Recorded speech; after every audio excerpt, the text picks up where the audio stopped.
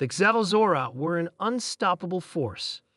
For centuries, they had swept across the galaxy, conquering and enslaving every species they encountered. No civilization had survived their onslaught. No military had ever posed a serious threat. Their war machine was efficient, methodical, and relentless. The Galactic Council, a coalition of different species, had long since given up on resisting them. Instead, they'd bargained for survival, offering tribute, resources, and even their own people as servants. The Xalozora did not negotiate, they took. Where their fleet arrived in the Sol system, they expected another swift and effortless conquest. Then they met humans. First contact, Admiral Krazek, leader of the Xalozora 7th Conquest Fleet, stood on the bridge of his massive dreadnought, the Voractal. The blue-green planet below barely deserved to be called a civilization. A Class 3 species, primitive, divided, weak. Their highest form of space travel was limited to a few neighboring planets, and their most advanced weapons were nuclear devices, laughably outdated compared to Xalozora energy-based weaponry. Invasion would be over in a matter of days. A transmission was sent to Earth. The message was simple: surrender immediately. Your planet belongs to the Xalozora. A reply came faster than expected. The screen flickered to life, and a human general appeared. His name was Elias Carter, Supreme Commander of Earth's military forces. He had sharp eyes and an expression of utter confidence. Behind him, images of human soldiers and warships filled the screen. His words were brief. "Unbeatable army? That's cute. Come and try." Krazek narrowed his eyes. This was unusual. Most species responded with fear, desperate pleas, or immediate surrender. But this human, he looked amused. No matter.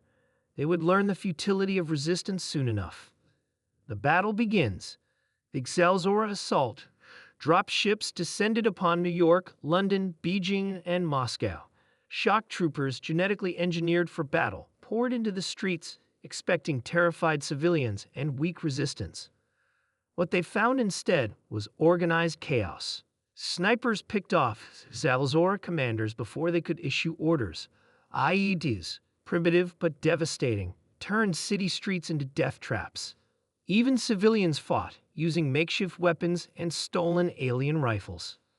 Krazek watched the battle unfold with growing disbelief. Humans didn't fight like other species. They didn't break when outnumbered. They adapted.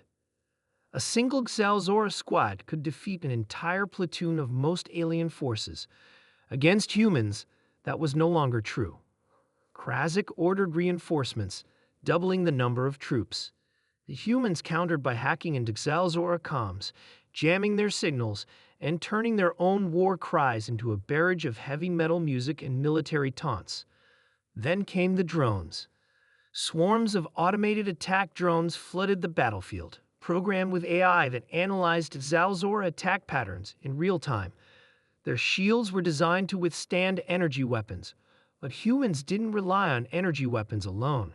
They used ballistics, old-fashioned lead, and steel rounds that shredded through Xalozora armor like paper.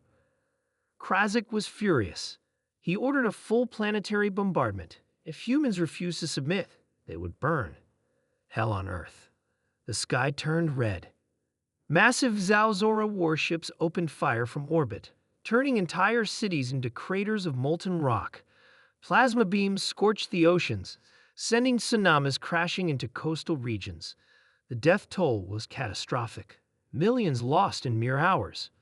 But humanity did not surrender. Survivors fled into underground bunkers, tunnels, and mountains. Instead of despair, they retaliated.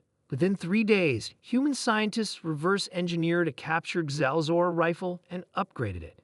Within a week, human hackers had infiltrated Xalozora targeting systems, causing friendly fire incidents across their forces. And then came the nukes.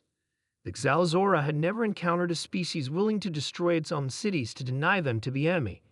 But humans had done it before, and they did it again. Moscow, Shanghai, Chicago. Entire Xalozora divisions were vaporized in nuclear fire. Their forces panicked. Their morale, once unshakable, broke. For the first time, the Xalozora felt fear. The counterattack. The Xalvazora were winning the war, but they were losing the fight. Krasik had underestimated humanity's greatest weapon, their sheer stubbornness. Then came the final blow. A team of elite human operatives, led by Captain Sarah Volkov, hijacked a Xalvazora warship. Using stolen access codes and brute force hacking, they seized control of the XS Strenkar, turning its advanced weaponry against its own fleet. One ship became two became 10. Within a month, human forces had captured over 20 Xalvazora vessels. The balance of power had shifted. When the stolen ships opened fire on the Voraktal, Krasik knew they had lost. The fall of the Xalvazora. For the first time in their history, the Xalvazora Empire retreated. Their once invincible fleet limped away from Earth, humiliated and broken. But the damage was done. The galaxy had seen the impossible. The unbeatable army had been defeated. Other civilizations, once cowering in fear, rose up. The Xalvazora, weakened and divided, were driven back. The empire that had stood for 1,000 years collapsed within a decade. And at the center of it all was one terrifying truth. Humanity was different. They didn't fight for conquest. They didn't fight for glory. They fought because they refused to lose. And that made them the most dangerous species in the galaxy. Epilogue. A warning. Years later, an alien diplomat met a human ambassador. The diplomat, a member of the former Xalvazora client states, asked a simple question. What makes humans so dangerous? The ambassador smiled. It's simple. You see war as destruction. We see it as a challenge. You think in terms of battles. We think in terms of survival. We never stop. We never give up. You may have better ships, better weapons, even better soldiers. He leaned forward. But you will never have better humans. The message was clear. Never wage war against Earth. Because once humans start fighting, they don't stop. And they never, ever lose. The end.